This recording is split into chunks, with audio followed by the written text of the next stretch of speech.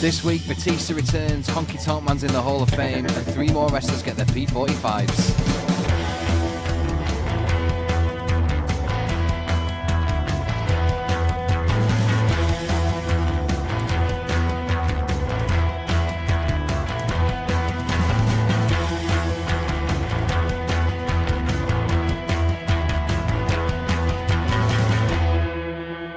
Welcome to Staring at Lights with Rob and Ethan. Tom can't be with us this week, but he will be back next week, hopefully. So this week, 3 wrestlers were released from WWE, yes. All on the same day, all within about half an hour of each other. Yeah. One of them we knew about, one of them we knew Ty Dillinger was going to be going, and there'd been rumours around Hideo Itami or Kenta being released, or asking for his release quite some time ago, but one of them was a bit of a surprise, was TJP or TJ Perkins. Well, I'm not surprised though. No, well, initially it was he's also been released, and you kind of thought, well, he's not really doing much, but then a lot of stuff has come out about it's more to do with his attitude backstage. And apparently he's an awful human being. Yeah, I think a lot of it is it was seen as a disciplinary measure. I saw somebody tweet, and it wasn't anybody like known, but somebody just tweeted on my timeline that the interesting thing was the one guy that was known as the video game guy was never on a up down down. No, it wasn't, was he? Apparently because people just reckon he just wasn't liked by anybody. No, there's a lot more. It's weird, isn't it? You don't ever notice anything like that. Well, I don't watch up down down. So I know. I mean, like you don't really think of anything like that. You don't notice someone not being there and not being backstage with those videos until they've been released. When I think back, like, I haven't seen him on TV. I haven't seen him wrestle in God knows how many months. So when you actually think back, you're like, oh yeah, he's probably not been around for. Yeah, it's a strange one. Strange for them to all go in the space of an hour. You know, their HR department must have been quite busy that day. Yeah, a lot of P45s going out, mate. A lot of people getting the marching orders. Is like, you get a P45. Well, I suppose for people like Ty Dillinger, he is really talented. I know we mentioned it last week. Yeah. He's talented enough to be able to get some offers from other places. Hideo Itami is the same. He'll probably, Well, TJP started, like, I remember seeing him in PWG quite a few years ago, so he'll be fine, I'm sure. Yeah, he's well known, and he's well known. He was well known in the indie scene, weren't he? Yeah. And he really came to light. He was the first cruiserweight champion, wasn't he? And he's great in that division. Cruiserweight Classic. Yeah, he was the inaugural champion of the Cruiserweight, where they had the tournament, and then he won it. They were quite hot on him, but then maybe it has, like, he's been hot on him seen as a wrestler, and then it's become into the months of him working there, and they've just thought, you're a bit of a dickhead. Well, it's strange because the gimmick that he kind of has, I suppose, can only really last so long, because it's one of those. I mean, the only person who's not really outgrown that type of gimmick is like John Cena's gimmick is still very much the same as when he kind of started, even though he's got a lot older. Well, it wasn't like he was Thugonomics. No, but I mean the sort of like hustle out of respect kind of, you know. Oh, when he started that game, it was like 10 plus years ago. But it just seems like he suits that gimmick more. He's not outgrown it, whereas with TJP, I feel like he's outgrown it, or maybe we've outgrown that kind of character. Maybe. But obviously, Cena's got the staying power, and he is who he is. And you got to remember, a lot of people outgrew the hustle like respect gimmick, which is why back in the days of when he was feuding with Van Damme and things like that, a lot of the older guys that we all now hated him. Obviously, I was quite young when that was around, and I still loved him because that gimmick appealed to me. But you got to think when you're older. But again, at that point, and throughout his entire career, he's always had a lot more lights on him, and a lot more popularity on him than TJP has. So you're probably right in the fact that it's just become a kind of thing where that gimmick's moved on maybe in its past. I mean, it used to come out and do like the dabs and like the moonwalk. Yeah, that's what I mean. Like, that's why it's a bit like it's not only going to last so long. And when you're doing something that's so, you know, like current in that kind of a thing, you see it with sort of footballers. You see it with like I can't remember his name. What's the French player who does like the fortnight celebration, and it's like that's only going to last so long before. Pogba dabs and stuff. But it's not going to last forever until it's not like a timeless thing. Is it? In essence, it's quite interesting you say that because Pogba and like Sterling, they all do new dances as they come out. Yeah, so like they're probably more relevant than WWE is because they just keep a gimmick for like 3 years and then realise that it's not really working anymore. Whereas they actually keep themselves up to date and relevant in the current social Yeah, market. I suppose it's true. I'm not going to miss them. I'm not going to lie to you. No. I don't miss any three of them I won't miss. I don't even remember seeing him very often anymore. No, and I was never really hot on Ty Dillinger, and I wasn't a big fan of his. I didn't like the gimmick, the 10 thing. It's just not really appealing to me. he was so over in NXT though that He was. yeah, he's a massive babyface as well. But the NXT crowd's a lot different to the Yeah. WWE crowd. And you see, what's the new guy called? That like rocker.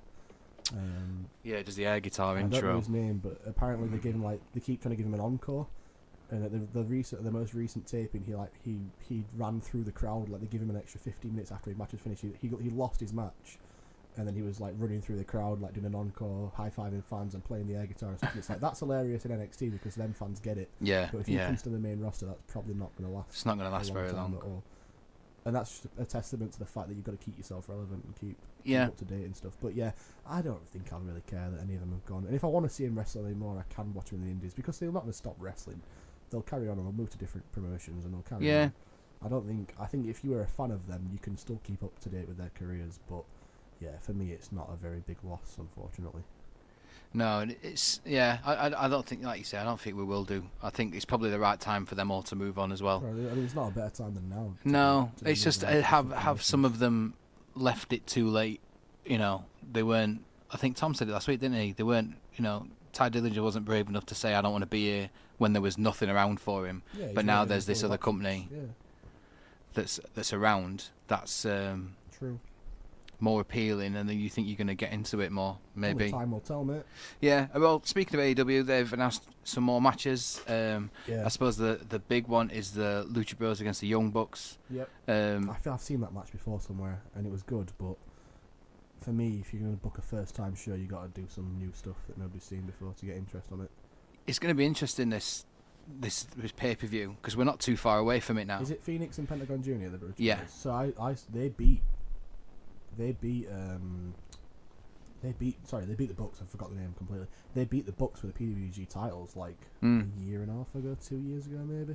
And it was a great, like I say, really, really good match. There was nothing wrong with the match, but I just think, for me, if I'm booking a first-time show that I need to get a lot of eyes and a lot of draw to, make some matches that have never happened before, maybe. Yeah, it's going to be a good. I think it's going to be a great pay-per-view. I think it's sold out in 4 minutes. Didn't it sold out in something ridiculous, which is going to be, and I think there's a lot of the hype of the. But yeah, of course, it's just like with the hype of All In, that sold out rapid as well. Yeah, but I get that because it's the first time they were doing that show. But when you got to think, you do it like a one-time special, and you're like, people want to get involved because it's a one-time thing, and then if you come out and say, oh, we're now going to start a promotion based on this, you've got to be confident in the fact that you're going to be able to sell them tickets again. And they have done, which is, wicked. Yeah. Like, really well done for them. And again, the show will be mint. There's no reason why the show won't be really good. It's just, maybe. And again, obviously, how many matches are announced now? So we got Hangman, Jericho. Not Hangman, Hangman Pac. Yeah, Hangman Jericho, Pac. Jericho and Omega. Then this tag match. Bucks, Lucha Bros. I don't think Cody's booked anything for himself just yet. No, not yet. They've signed a few females, so I'm sure they'll be on the card. One of the biggest ones, and I think one of the bravest signings, I think it was one of Brandy's signed the Sonny Kiss. I don't know what that is. So Sonny Kiss is a guy. I don't want to say transgender just in case I'm being really offensive, but it does. But he's a transgender. Yeah. I think he's been in Lucha Underground, I think. Okay. I don't watch it. So he's signed recently and cool. Made his appearance at I think it was at the thing in Vegas they did the other day, the sort of the press conference thing. He. But that's an interesting one, just because I think that's a very sort of a brave booking. I think, and a brave signing. I've never heard of them, so I have to look them up. But that's really cool. I like stuff like that. Yeah, and fair play to Cody and Brandy, really, because they're really pushing this forward. It's not something that WWE would have signed. I don't think.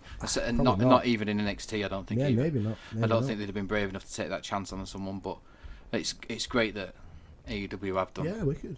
And we've said before, it's like the competition that they're going to give WWE it's going to be absolutely amazing. Hopefully, and there's no bad outcome. I keep saying it every week. I can't see any bad things to happen in the kind of the war of wrestling per se. When is the show? I think it's in April. In April. I think it's in April. Not long to go then. It's not long. It's not long. It's gathering speed. There's a few more matches to announce. Yeah, they've only got half the card flushed out right now, so there's definitely a lot more room to bring some big. Yeah. I mean, to be fair, they've already announced the big names, which is clever. You got to do that if it's your first show, definitely.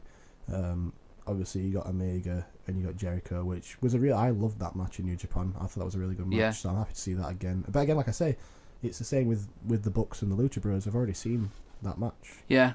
Hangman Pac, obviously we've not seen that because I don't think Hangman was around when Pac was on the Indies before he went to WWE. So I don't think we've seen that match before. Which will be again. I really rate Hangman. We saw him at the Ring of Honor show. Yeah, I really like. Really Hangman. good. He's really I think he's really underrated. He'll be WWE very soon. He's got a great build. He got an offer, didn't he? Yeah, he got an offer. They all got offers. I think he turned it down, and I think it was a similar one to. You don't need to.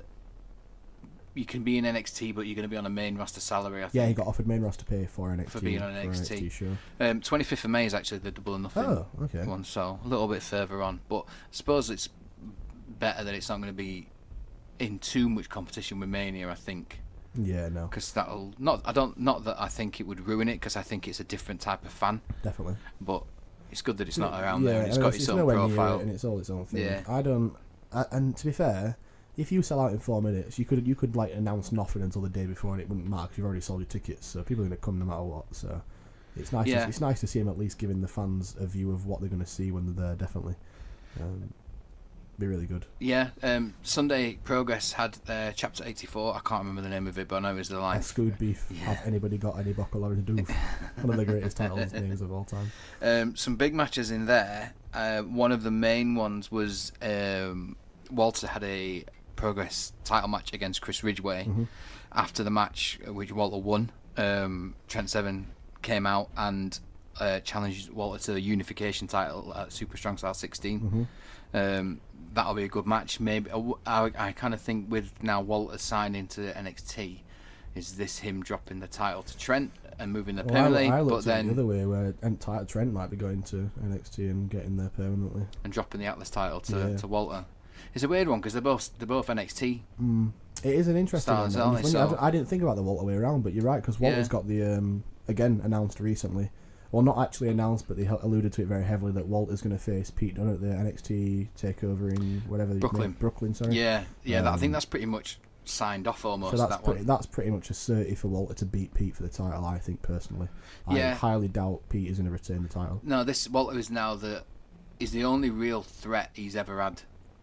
That Pete's ever had. Not even that. I think Coffey and Gibson were very big threats to him, and again, it's probably a testament to the booking of the shows. Because when we went to the UK tournament, when Zach Gibson won the whole thing, I was like, right, tomorrow he's gonna beat Pete for the title. He didn't, and then I watched the thing with Coffey, the NXT UK takeover, and then Coffey got announced. I was like, right, he's the guy to take the title off Pete and let him move to the NXT like America. And then they didn't, and obviously Walter's now going to face him. So in my head, I'm thinking, right, this is definitely it. But I'm very excited to watch the show and maybe be surprised if Pete manages to retain again. Definitely against someone as strong as Walter. It'd be a massive push for him to beat him. Yeah, and as Walter's been booked as he has, like that'd be crazy. Yeah, for him well, that's what I was going to say. Like he's been booked as this massive guy who's just Absolute this beast monster. who's going to come out, and we saw that with his appearance when he made his debut at the Takeover show in Blackpool. Yeah. That's going to be. I think that's going to be a really good match. I don't think I've ever seen Walter v Pete Dunne before. I'm guessing it's happened. But I've seen it in Progress. I think maybe somewhere. you've seen it in Progress. I'm fairly certain I've watched it. Speaking of the Progress show, the Nina Samuels Ginny match. Ginny took an awful spill into the chairs, into the seating, but yeah, I think she did it on purpose. But yeah, I didn't understand I watched the spot and I was like, why would you do that? She went in face first, head first into the seating. Again, it didn't look like she slipped and didn't rotate. She just looked like she just jumped into the chairs face first. She does it a lot though. I like it. I think it's really cool. The matches that she's had in other promotions outside Progress, we've seen where we saw one. Well, we saw video of one of her and Jimmy Havoc. Yeah. When he just tried to put her through the table. She's a really hard lass. She's really good. I felt bad for her. I hope she gets in NXT UK. I hope she gets the kind of push, because when I saw her at the UK tournament, she was on the first night, I think it was. Yeah. It was Ginny versus Toni Storm versus, I want to say, Killer Kelly and Isla Dawn in a 4-way, and she did like a tope to the outside to hit all three, and I think I don't know what happened, but I think she dislocated her shoulder or something like that. And because it was obviously pre-taped, they kind of shipped her off, and then they just re-announced the match as a triple threat, and then they re-recorded it, right, as if she was never there. So I feel kind of bad for her, because I reckon she'd have been pushed quite heavily. She's starting to get more airtime on NXT UK TV tapings now, so she's on the show that's on the network a little more now. I think she's really good. She's wicked. She's almost great heel as well. Yeah, I don't know if the way that she's a heel in like Progress will transfer to NXT as much. Don't know. There's just something there that I just think doesn't transfer over to that kind of wider audience. And that's no disrespect to her, because I think her gimmick is absolutely amazing. Well, it's the whole Primark Princess thing, isn't it? Yeah. And like, how many people are going to know about what Primark is? In different places? And there's not many people in America who know what Knightsbridge is and all that, that kind of thing. Yeah. So. Yeah, there's it'll be interesting. I say, apparently she always has great matches. I'm not a big fan of Nina Samuels, and she beat Ginny to get print. There's a 4-way match at Super Strong Style. Yeah, there's like a 4-way scramble or something. Yeah. So Nina Samuels is now in it. Yeah, there's a 6-man or 6-woman tag for the next Progress show as well, right. Which is kind of Ginny's House of Couture against Millie McKenzie and I can't forget the other name of the other two now. I've no Session idea. Moth is the other one. Okay. She's in there as well. I've not seen anything. I thought it was Session Moth versus Millie McKenzie. That's happened. That was a recent one, I think. Right. But the that match that got announced coming up, I think, is the next thing. Cool. The next sort of 6-man tag one. But we've not been to many Progress shows. I think they've kind of. It's great that they're branching out a bit more now, aren't they? They're doing a lot more with Bournemouth. They're going to Newcastle soon as well. There's not.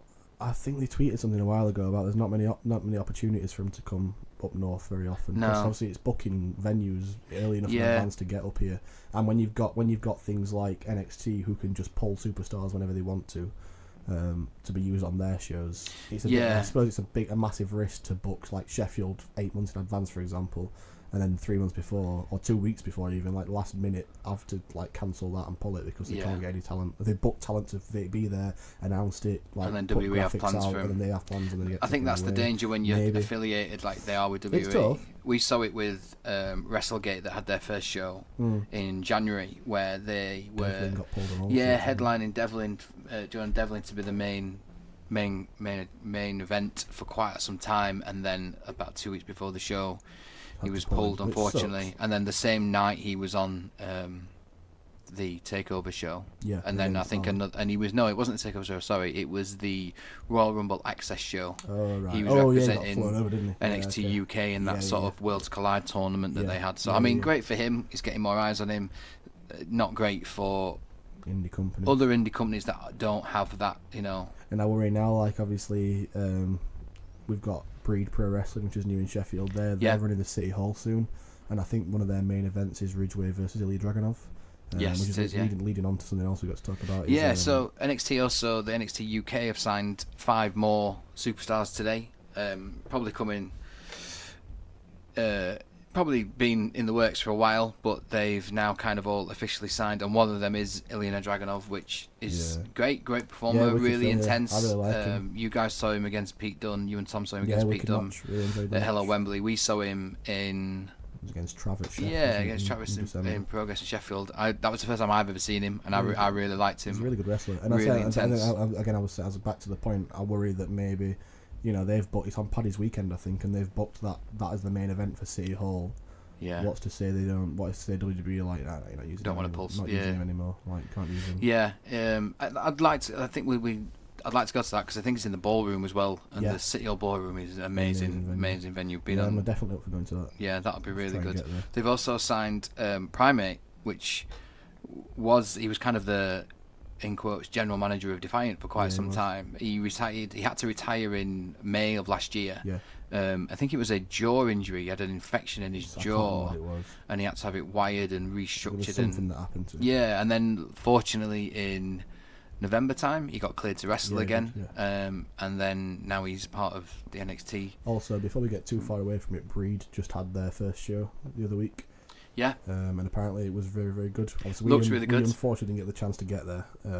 We couldn't make it, but I've heard from a lot of people that it was a really, like, for a first show. Yeah. It had a few like little niggles, but that always is bound to happen. I liked the promos or the kind of build up they did to it. You know, taking photos of the title in sort of iconic Sheffield spots and stuff, which was really good, around Kellam Island, around Bruce Works, which was the first Arctic Monkeys practice room. Yeah, they had it on Billy Sharp. They did, well. yeah. Billy Sheffield Sharp Giant captain. They had him holding the title. So, and it looked quite good. I've always kind of thought like the shows they have where the ring is at one end of the room almost. Yeah. And I always were a bit like, I don't know if I like that kind of look. I think it should be in the middle. You know, you should be surrounding it. But it did look really good. Yeah, it looked mid. Because it's a good venue and it's a good sort of really old, classic-looking venue. Absolutely. And it did look really good. I'm glad it went well. I'm glad that. I'm glad they got more to do. Definitely. You never want it to be like a one and done type thing. So it's nice to see that they've got some headway and a lot of fans. I've seen a lot of crazy stuff on Twitter, like guys flying in from like Ireland and stuff to come and be there. So yeah. That's for a first time, like second time show. That's a mint thing. That's really good. That's like really good for them guys to be able to really good. Getting guys from around the country. And yeah, UK good for them to get exposure in places as well. Yeah, it's wicked. That's really good. Back to the signing. Also, so the two sort of female superstars that they've signed are Kaylee Ray and Jazzy Galbert. They were both in the Mae Young Classic in 2017. Yeah. I think Kaylee Ray's still World of Sport Women's Champion. Really? I've just not seen anything of World of Sport. I don't watch it, so I couldn't tell. I don't even know if I couldn't even tell you if it's still on. Well, they cancelled a lot of the dates, didn't they? Because I was very close to good. I think it was either Brid or Scarborough. They had a show in Bridlington.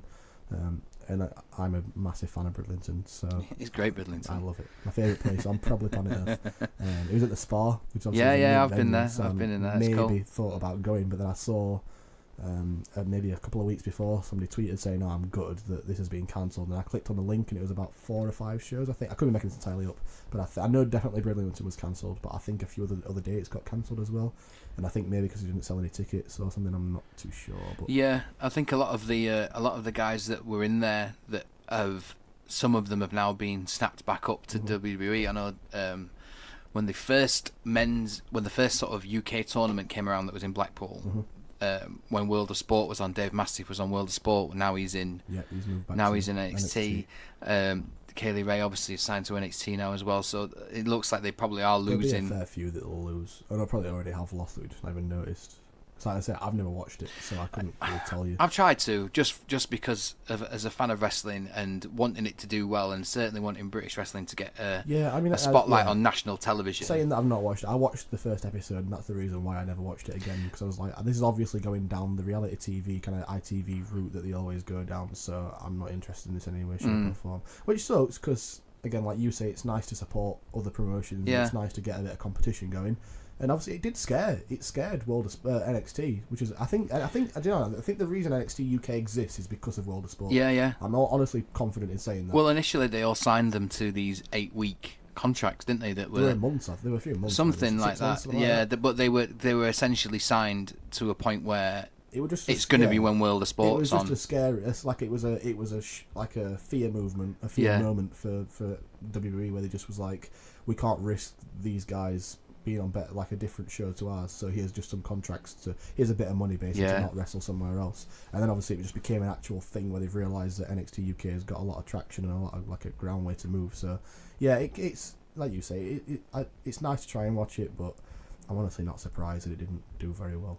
No, as cynically as it sounds, it's the wrong. I think it's just the wrong crowd. It's the wrong audience. Yeah, primetime TV on a Saturday night for ITV.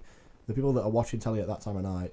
I think it was just the production of it. I think it's the wrong people producing it, and it's the wrong booking of it. And I think that's where NXT UK has really taken off, is because they have the guys from Progress that are booking it and running it. And Glenn all doing the kind of running the shots, which is if you got it's perfect business sense. I know Regal probably doesn't anymore, but Regal used to go to a lot of the Progress shows. I think primarily to scout talent, but I think he also probably realised this is a really good promotion that's drawing a hell of a lot of fans, a lot of die-hard people into it, and these 3 guys are the orchestras of that, so let's get them in and let's get them involved, which is, again, well, that's clever. Testament to them, really, because they know, they know the market, they know the crowd. Exactly, so. They know how to put shows on, and and in the sort of short space that Progress has been around, like how great it is. It's probably the top British, I would say easily the top British promotion. Yeah, obviously you got OTT in Ireland that are like really good. Obviously they just had the. Did you watch the promo video? Oh, my God! Yeah, that promo with David Starr and Jordan Devlin is one of the best things I've ever seen. Yeah, 100%. I urge you to check that out if you can find it on YouTube. It's on YouTube. You just type in David Starr, Jordan Devlin, OTT, because they've had a very big feud for quite a while against Walter, who's their OTT champion. And Devlin tried, failed. Jordan Starr tried, failed. Yeah. They kind of became partners, and then just watch the video. You'll get the entire story. But say it's an independently produced. Unbelievable. Promo, it's wicked. And they had that match. I was sold on that. I was really like, I was really hooked on that promo because it was only like 5 minutes long. If that, they had, and the way that they delivered, and the way that they kind of, I think TV show, you sort of text us in the group and said you need to watch this because these two are so into what they're doing, it's second nature, or they're the best actors I've ever seen. Yeah, 100%. Yeah, it was really, really good. And they had the match the other weekend, and I've not got round to seeing it yet. I need to watch it, but apparently it was a wicked match. I think Devlin beat Starr to go to Scrapomania, which is like their WrestleMania. Yes, he's going to verse Walter again for the title. You can also find, I think it's the most recent match between Walter and Devlin. I think he's on their YouTube channel for free. Yes, I think it is. So watch the match if you get a chance, because it's a very, very good match. There's one against Ospreay as well against Walter, and that's also just been put up as well. That watch them both if you get a chance, because OTT are producing some really, really, really good stuff. A lot of great storylines, which not a lot of companies do nowadays. We've often said like we need to get over. Yeah, I'm going to definitely make a trip at some point. It's just to get his arse in gear, and it's not, it's like the Alan Barcher thing, isn't it? It's like it's £49. Oh, I think I can see why that's why probably puts people off. Yeah, no, it definitely is. It's not far. But to be fair though, we could get to Ireland and back with a hotel for cheaper than it would cost us on a return train to London. Oh, probably. So why would we not? We should just do it. Yeah. We have to get a hotel. You could fly in early in the morning, watch the show, get a late plane home, and be back for like midnight in bed for like 1. Fly through like Leeds, Bradford, or Robin Hood. Yeah, it's totally it's definitely doable. I don't know why we don't do it. Definitely doable. We need to make more of an effort and do it. I think definitely need to. Jazzy Gobert, again, another Mae Young 2017 competitor, absolute unit. 6'1" she is. German girl. I think she's from Berlin. I like that. Do you not think she's got like an Ivan Drago gimmick going on about her? I think she does a little bit. Yeah, I like that. She's from Berlin and not Russia, but I think she's going to be. When I first sort of saw that she'd signed to NXT UK, I thought it'd be if they get the title back on Rhea Ripley, her and Rhea Ripley can have some great matches. Absolutely, because they're the two that are similar size, maybe height wise, and maybe stature. I don't know if I could like if we watched a match between like Xia Brookside and Jazzy Gobert, it's like we know who's going to win this one. But it's great that they've got this type of athlete, because she's like great. China, but she was great in the Mae Young Classic. Yeah, she was really good, and she was booked to be really strong and absolutely. Exciting times. She was great. She was really, really good. Moving back to kind of main WWE, they've announced another Hall of Fame inductee, which is the Honky Tonk Man. Yeah, great. Fuck me. Yeah, okay. This is one of those ones where I've seen more things of Honky Tonk Man doing shoot interviews where he just shits on everybody. Exactly that, where he just does that to people, and then you kind of think, you must have really made amends for them to decide to put you back in. Probably. He probably just kissed some arses, hadn't he, and got back into it. But in his time, I mean, I know it was a gimmick of its time, and we don't have anything like that. And he was obviously just a massive Elvis rip-off. Oh yeah. But when I think of Honky Tonk Man, I instantly think of Intercontinental Championship. Yeah. And how there's a few of them that really make that title. Yeah. And he's definitely one of them that really held that title before my time, but in such a high regard. I can definitely agree. I can definitely see why he was as popular as he was. Definitely. Yeah, I'm fine about it. I don't really care for the Hall of Fame anymore. Like, I'm just glad to see that they're in it. I'm happy for them. It makes no odds no ends to me. I'm just happy that they've got their moment where they've been recognised for what they did. Because as much as he might be an awful human being or a bit of a cynic on the wrestling world, he, like you say, he definitely made an impact. He left his footprint. He definitely did. So. I remember one match he had where it was sort of during Ultimate Warrior's massive push, and Honky Tonk Man, he initially refused to take Ultimate Warrior's finisher, which is just a splash. It's not like it's, it's not anything crazy. But he was so worried with this reputation that Warrior had for hurting people that he did it face down and took it on his back rather than weird. Looking up. So I thought that was a bit strange. Honky Tonk. But I only memory I have of Honky Tonk Man is hitting Kane with that guitar that wasn't gimmicked. Yeah, and it had the big steel rod in it. And it just nearly killed him. It did, yeah. It did. That's pretty funny, isn't it? I remember when he did the rattle and roll thing with Greg the Hammer Valentine. Yeah. When they dyed Greg's hair black and made him look like Roy Orbison. And he just absolutely hated it. He absolutely hated it. Like Roy Orbison. He did though, didn't he? Brilliant. He looked so much like him. And when you think of he wasn't one of the most charismatic people, but Greg Valentine is one of the sort of wrestler. Yeah, he was a from that wrestler. time. Yeah, totally. And then he's just there with his black hair. I bet he was devil and this awful jumpsuit. You're like, right, mate. Yeah. What we're gonna do? Put this in your hair. Exactly. It says Jet Black, boss. Do it. Put it in. Do it. Be sound. Poor guy. Apparently he was obviously he was really against it because he's who would be? I'm Greg the Hammer Valentine. If you went into work and they was like, right, put this on, put this in your hair and get out in that ring. Why have we got to do that? Crazy. Absolutely crazy. But yeah, good for Honky Tonk Man. Good to see him in the Hall of Fame. Fair enough. It's a recognition. He might shut up about it. He's made amends. Moving on to sort of Raw then this week. One of the best episodes. One of the better ones I've seen in a long time. Tom said in our sort of little text group, one of the best Raws he's seen in the last 10 years. Yeah. I don't know if I agree with that, because I can't think back 10 years of Raw, to be honest with you, mate. I can't think back of 10 years that have happened in my lifetime. No, it was... I remember what I had for tea last night, so... It was good. It was wicked. Yeah, there were two things in it that made it really kind of stand out. One of them is the great news of Roman Reigns' leukemia is in remission and he's back and he's probably going to be back on screen quicker than we thought it would be. It looks that way. Obviously the pop he got was absolutely massive when he came out, which was great. The other news, obviously, with the whole Ric Flair celebrations, and then I thought it was done so well the way it cut and the way they filmed it, everything was really Batista's beating him up in that, and then drags him out. I thought that was absolutely great. And what I did like about it is we pay close attention to the dirt sheets and stuff like that, and there's always rumour pages and Twitter accounts and stuff like that. But it was a massive surprise because there's normally something. Oh, Batista's backstage tonight. I thought it was Becky. I thought Becky would get him in the disarmer in the ring or something like that, and then make them put her into the title match, or they're going to break his arm. Yeah, that's what I saw. Bring Charlotte out maybe or something like that. I just thought it'd be him in the they'd all get out of the ring and be applauding him. Yeah, and then she would run in and get him into the disarmer, and then get on the mic and say, "I'm going to snap this guy's arm unless you put me in the main event at Mania." I thought that happened, which I would have been up for that. I think I did like about the celebration was that they had some of the guys come out who he genuinely had some of the best matches you've ever seen with. Yeah, nice. Shawn Michaels was out. Well. Sting came out, which was a massive surprise. Absolutely amazing. Is Steamboat dead? No, he was there. Was it? Yeah, he came out. Steamboat came out. Even noticed. Yeah, he was there. That's why we were kind of these are the great matches he's had, and everyone talks about the Ric Flair Steamboat match being one of the best matches ever. But yeah, good to see. Good to see that. Good to see it. Done well. Nice to see Roman's back in the mix of things. He looks great as well. Doesn't look like he's had cancer, which is a daft thing to say, but he does look really good. I think it goes without saying, but it's quite hilarious that the only thing that got him over was leukemia.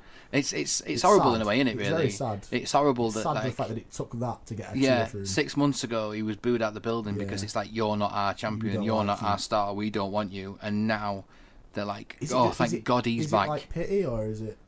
I know it generally doesn't seem like that. It generally seems like yes, he's back. But then again, how long does that last? Well, that's the other thing. Put him back into the title picture and he wins, and then the boos start again. And it depends now how they book him. Yeah, it depends how they do it. Yeah. There was a little spot where him and Seth came and saved Ambrose. And that apparently that decision was made after he'd done his announcement. It was right, okay, we've got this idea for later on. What kind of reaction he was going to get? Yeah. I mean, you got to expect that, haven't you? If you've had cancer and you come back and you're fine, you've got to expect a good reaction. Yeah. No matter who you are, really. But no, it's good to see him back. I thought the whole thing with Baron Corbin was really weird. I think it's just Were they were trying to get him to say that he was saying that he was happy that he had cancer or something. when like he that. first when he first doing? announced that he was ill and he was gonna have to just I've got to leave because I have to sort this out, and 100% that's the right thing to do. I thought it was like there were two instances on that show back then that were the perfect way to get heat and the shitty way to get heat. Yeah. And the perfect way was Ambrose turning on Seth. Yeah. And disbanding the Shield. That was the perfect time to do it. And people were like, of all nights, you did it. And like, that's the perfect night to do it. Yeah. The shitty way to do it was whoever it was who was writing it, getting Corbin to say, well, he's obviously not strong enough. He doesn't matter. He's got to leave. And like, that's pretty crap. Because I'd forgot that happened. Like when that Charles, whatever, is it Charles something? Charlie Crusoe, And I was like, what's happening here? I was like, I couldn't think back to when he left. And Yeah. saying, like, you said this at this time. And I was like, did he say that? Yeah. Like, did that come out of his mouth? And he was like, Yeah. Then he said like he was stressed about running Raw.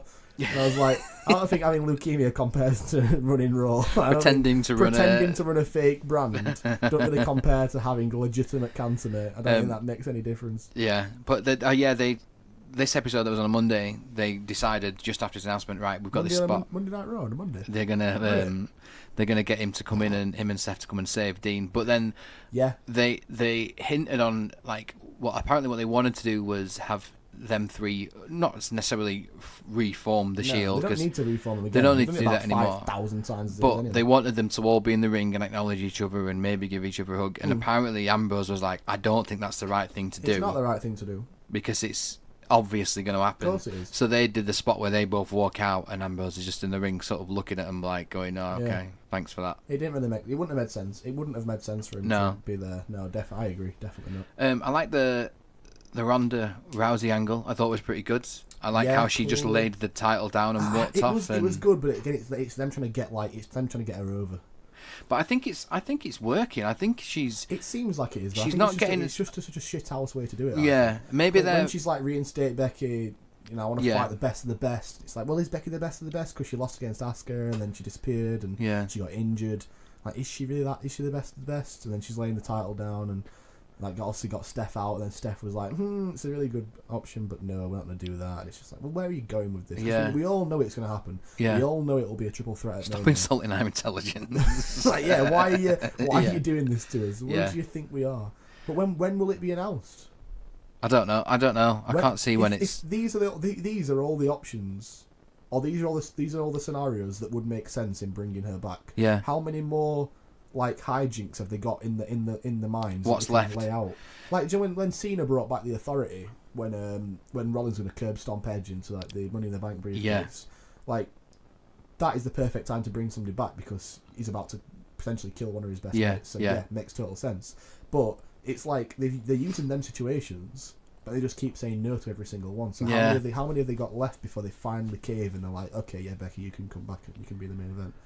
It's a strange one, isn't it? Because it's not like. Do you know what I think it'll be? I think it'll be like a match between her and somebody to get put into the main event of the Mania. Yeah. I think they might build somebody else. Not maybe Mandy Rose. Well, she's getting a push. She's getting a lot of push now, especially on SmackDown. It'll be some like woman that says, well, why can't I be in the main event of Mania? Yeah. I'm the best of the best. It's not about these three. Ronda says she wants to be the best of the best, so I'm the best of the best, so let me get in the main event. And then Becky comes out and like, nah, that's bullshit, you're not doing it. And then maybe Steph can be like, right, at Fastlane, it's Becky versus whoever it is. Yeah. The winner gets put into the main event of Mania. Something like that. In regards to Fastlane, we've only got 2 weeks. 2 weeks to go, and all I can think of seeing so far is just 2 matches. Which we'll get onto those in a bit, but they're not really planning that far ahead. To say it's the last, I think it's the last pay-per-view before Mania. Yeah, going back to Ronda, I think it worked really well with the like. The sort of point I'm leading on to really is, I think it sounds like she's getting over more. It sounds like the boos are getting less and less, and the crowd are getting back behind her. But is that because they're just pumping crowd noise in and drowning the boos out? Yeah. You know, that's the only thing. I was saying when, I don't know if it was it was what we just had, Elimination Chamber, when Ronda came out and the way they turned the crowd, the entire audio down was, I know, like, it used to be pretty bad when they did it to Roman Reigns. Like, it was noticeable. Yeah. But for Ronda, they dipped the audio so much. They seem to have a entrance music on really loud, and then almost were kind of like, oh, she's not getting booed. Turn it down a bit. Yeah, maybe. No, the entire thing was down. Like the crowd, everything just turned down. So I think again maybe they were expecting boos from her because they all want Becky this much. Yeah.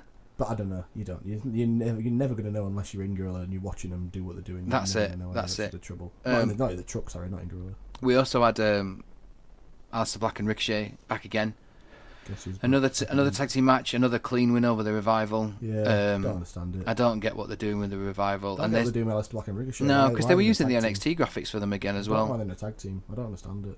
I'm not sure what's going on, but something that came out just before Raw was a picture someone took at an NXT taping, which probably yet to air, or maybe after the show's finished, where Aleister Black is saying goodbye to the to NXT crowd. So obviously he's moving into this comes in with the sort of shake-up thing that they're planning to have soon. Well, apparently they want to make NXT an actual recognised brand now. Yeah, because there was talk of them having a US channel TV deal, like sort of what Raw is on. I don't think it would work as well. I think it works well on a network. Yeah, they can plan it better on the network. No, definitely, it works pre-taped. Like, it makes so much more sense pre-taped for the show that it is. But yeah, I don't know, maybe because they have to. They record. It's weird. SmackDown was pre-taped every week, but they only recorded that show, whereas NXT record 3 shows within one day in Full Sail. Yeah. So maybe they wouldn't do very well on live TV, or at least aired TV, not taped. I don't really know what they do with it. Maybe, you're right. I don't know.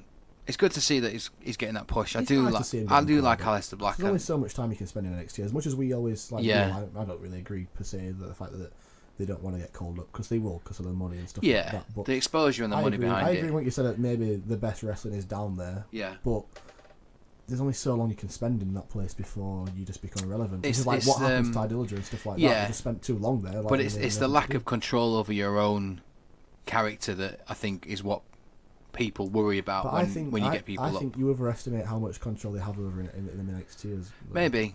I don't think they really have that much control. I think they get to definitely influence what they want to do and what they want to look like, but I would be very, very, very surprised if they're just just make your own character, do what you want to do. Yeah. I think they find themselves in NXT, and that's why they change the gimmicks often and stuff like that, because they're trying things out for the main roster. Yeah. But I doubt that they're kind of just given free reign on what they want to look like and say and move like.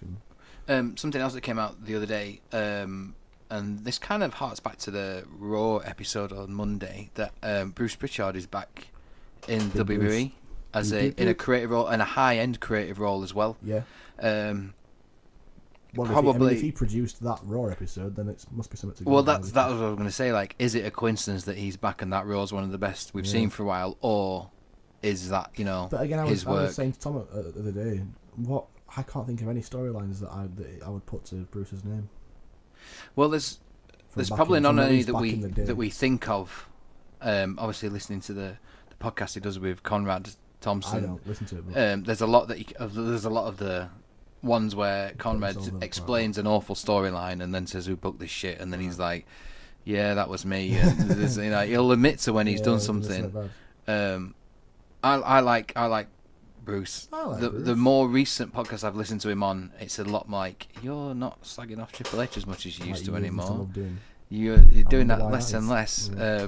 But I think it's great because he genuinely was a really good creative for WWE. He was a great writer, and some of the stuff that he came out with was actually really good, the way it worked. Yeah, definitely. It was normally the execution of it that didn't work out, rather than the actual planning behind out it. Of his hands sometimes, isn't but if that Raw's anything to go by, then we should be in for a good ride. Maybe. Yeah, hopefully, because he was just sort of said that he's come back for the writing team of Raw, which kind of makes sense because SmackDown was okay, but it wasn't as good as it's not as what it could have been. No, but that's with anything though. I mean, Raw could be 1,000 times better than it was on Monday. But true. Speaking of SmackDown, we saw Kevin Owens return. Aye. He was previewed at, I think, Elimination Chamber. There was a little video package of him eating a pizza in a car. I don't remember. And he said he don't like pineapple on pizza and he can't eat it or something. I don't It was remember a really strange little segment. Did you dream that, Rob? No, I'm sure I've seen it. Sounds like I've you seen a dreamed video it. of it recently, so I know I'm not dreamt it. But good to see him return. Looks well. Looks like he's lost a bit of weight. Does he? Actually, yeah. I didn't see him. I've not watched anything. I'm not, unfortunately, in great journalism form. I've not seen any of SmackDown. Standard Ethan research. I've not watched any of it. I've been working, so I haven't seen it. It was good. It was not as strong as I've Raw. I've heard what's happened, but I've not actually seen anything physically as to what's going on. It was good. Kofi came out to do the signing for the contract with Daniel Bryan for his match at Fastlane, and then as he's about to sign it, Vince McMahon came out and said, "I'm replacing you. You're going to replace with Kevin Owens." Kevin Owens came out. Did he give a reason as to why he was replacing him? No. He just sort of said, brilliant. Of course he did. "I'm going to replace you with Kevin." How was the crowd reaction to that? Just booed him. Booed Vince, but then sort of it was a really weird. I read somewhere that they're bringing Kevin Owens back as like the people's person, like the man, every man's man. Possibly. To be a babyface in the babyface scenario. Yeah, because he didn't come out and he didn't have his kind of arrogance that he normally has as his older sort of Kevin Owens, character that he did. But he came out, didn't say anything, got in the ring, sat across from Daniel Bryan, didn't speak, signed the contract, and then kind of left again. So I thought that's a bit strange. But then he did a backstage segment where he was like, "Look, I really like Kofi. I want to do a tag team match with him. Right. Let's do something tonight. Me and Kofi against Daniel Bryan and Eric Rowan." Right. That was the kind of main event, which Kevin Owens pinned Daniel Bryan. Clean. What's going on?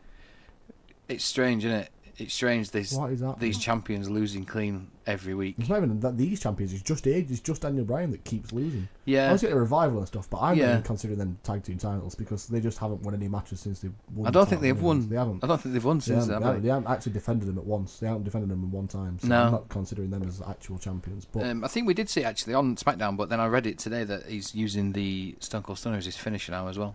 That seems weird to me. Yeah. He will have obviously asked Austin if he can do that, and I'm sure Austin's got no worries with that. But Austin loves protecting that finisher. Yeah. He got so pissed off when Cena was using the springboard one, and it wasn't putting people down. Yeah. And he was saying he's adding even more power into that move by bouncing off the ropes. Yeah. Like that's more strong in theory than my finisher was by just sitting out, and he was still kicking out at 2 of it. Like I think Austin would be very upset if they don't use that as like an actual lethal finishing move. Yeah, a really protected one like the RKO or something that just no one can kick out of. Nobody really kicks out of it. No. Very often. So like we were talking just before we started recording about how not too long ago, before Kevin Owens left, he attacked Vince McMahon and cut him open, did a few finishes on him, really did a number on him in the ring, and then Vince brings him back and says, "Come on, straight in, mate, have a title match." Yeah, but it's that weird thing with like masochist Vince likes it when people beat him up, isn't it? I think he does. Well, he liked it when AJ did it, didn't he? Storyline liked it. Where I bet Linda McMahon beats the shit out of him in the bedroom. I bet he loved that. One other surprise that we saw was the Hardy Boys returning. Yeah, I love the Hardy Boys. Yeah. Totally happy with big pop when they came out. Good. Which you would expect in a tag match against the Bar.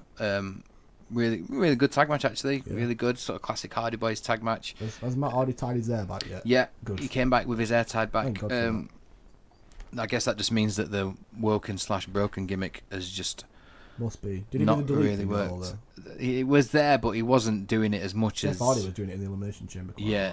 He wasn't doing it as much as what he was doing when he was. They just didn't give it the right amount. They didn't like make any videos of it and video packages and stuff they do when he came No, out, so. I think what happened was in legal disputes as well. Yeah, in Impact/TNA when he was doing Broken, he had all of that control himself. Yeah. He had all of the. Obviously, he's got none of that. The writing about yeah, exactly. Yeah, now that makes sense. He can just sort of say, "Well, this is what I'd like to go in."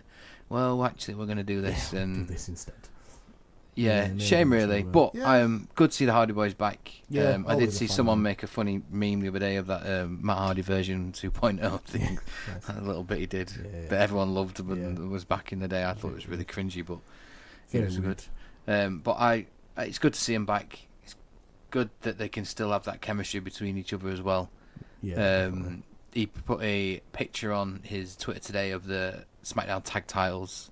They just said procured ? On it. Interesting. So obviously they're after a bit of a title run. But then, like we said last week, I know they are a legitimate tag team, but for a long time they haven't been. No. And it's just, are we just chucking 2 people back in when you've got, Sanity, AOP, all of these actual tag teams? Because again, they've just got too many tag teams. And then making more again. So like Ricochet and Aleister Black again. It also makes no sense that them two as singles wrestlers that don't really have any chemistry between each other in a term of like kayfabe sense, are pinning clean the tag title, the tag champions that have been in the tag team for God knows how long. They're beating them. And then the night after, they're pinning Rusev and Shinsuke. But again, I get that because they're not a tag team. No, but they're pushing them towards one. Yeah, aren't they? It just doesn't make any sense. No, none of it makes sense. It's a strange one. It's very strange. It's been a big week, though, hasn't it, mate? It's been a big week. It's been a big week. Been a big week. As ever, you can get us on @TheLightsPod on Twitter. Staring at the Lights on Instagram. We're also on YouTube as well. Just search Staring at the Lights on YouTube. You can email show@staringatthelights.com. That's it. We shall see you next week, and hopefully Tom will be back. Fingers crossed. Ta-ra.